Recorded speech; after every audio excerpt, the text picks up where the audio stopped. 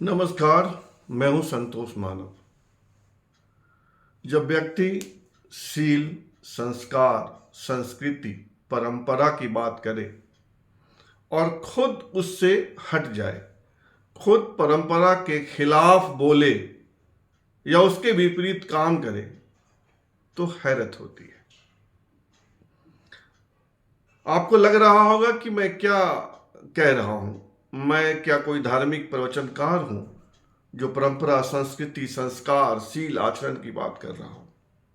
ऐसा नहीं है। संदर्भ आपको समझ में आ जाएगा, बने रहिए मेरे साथ। अतीक अहमद, उत्तर प्रदेश का डॉन, पूर्व सांसद, माफिया, बाहुबली, नेता, अपनी सोच और समझ के अनुसार कोई भी नाम दे दीजिए।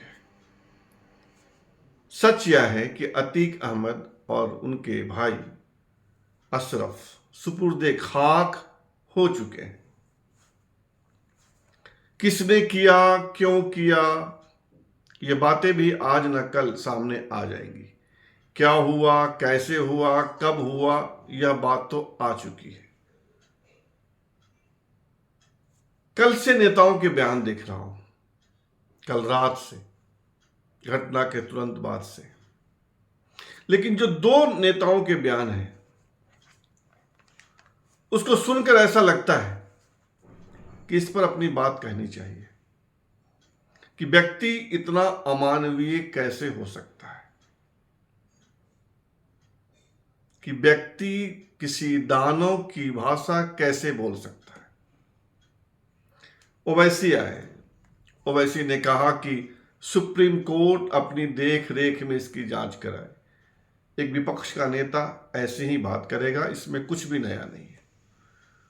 उन्होंने कहा कि उत्तर प्रदेश में राज्य प्रायोजित, शासन प्रायोजित हिंसा हो रही है।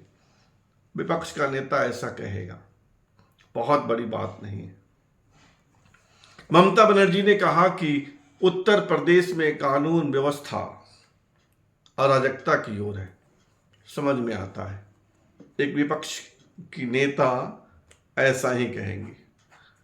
अखिलेश यादव ने कहा कि कानून व्यवस्था चौपट है, कानून व्यवस्था चौपट होने की पराकाष्ठा हो गई है। चलेगा, विपक्ष के नेता ऐसे ही बोलते हैं। राम गोपाल यादव थोड़ा मौके, मतलब इस माहौल में भी मौका ढूंढ रहे थे। उन्होंने कहा कि अतीक के 4 बच्चे बचे हैं, उनके साथ भी कुछ बुरा हो सकता है, और अतीक को मीडिया वालों ने डॉन बना दिया। वो आपदा में भी अवसर ढूंढ रहे हैं, समझ में आता है। प्रियंका गांधी ने भी कानून व्यवस्था पर सवाल उठाए, समझ में आता है। कमलनाथ ने कहा कि सुप्रीम कोर्ट इस पर संज्ञान ले, समझ में आता है। कांग्रेस के एक और नेता है राशिद, उन्होंने कहा कि उत्तर प्रदेश में मुख्यमंत्री को हटा दिया जाए, समझ में आता है। ओवैसी ने भी कहा कि मुख्यमंत्री इस्तीफा दे दे, समझ में आता है। पर दो नेता, दोनों बीजेपी के, स्वतंत्र देव सिंह और सुरेश खन्ना,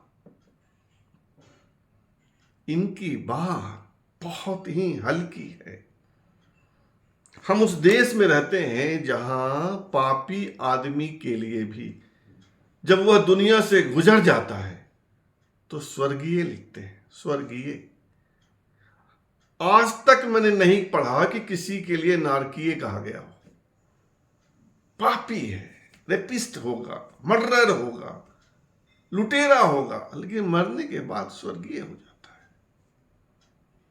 व्यक्ति जब मर जाता है तब लोग उसकी अच्छाइयों को याद करते हैं। मौत किसी की हो, दुश्मन की हो, सगे की हो, हमेशा दुखद ही होता है। मौत उल्लास का सब्जेक्ट नहीं होता है। किसी की मौत पर नृत्य नहीं किया जा सकता है, और किसी की मौत पर अगर कोई नृत्य करे तो वह मानव कहलाने के काबिल नहीं है। लेकिन कल जब स्वतंत्र देव सिंह का ट्वीट आया, बयान आया, तो मुझे हैरत हुई। स्वतंत्र देव सिंह ने कहा कि पाप और पुण्य का फैसला इसी जमीन पर हो जाता है, इसी दुनिया में हो जाता है। स्वतंत्र देव सिंह, आप कोई धार्मिक प्रवचनकार हैं? क्या आपने धर्म का अध्ययन किया है? आप धर्म ज्ञाता हैं? और अगर हैं भी तो इस अवसर पर ऐसा बयान नहीं दिया जाना चाहिए। इस अवसर पर ऐसे बयान नहीं दिए जाते हैं।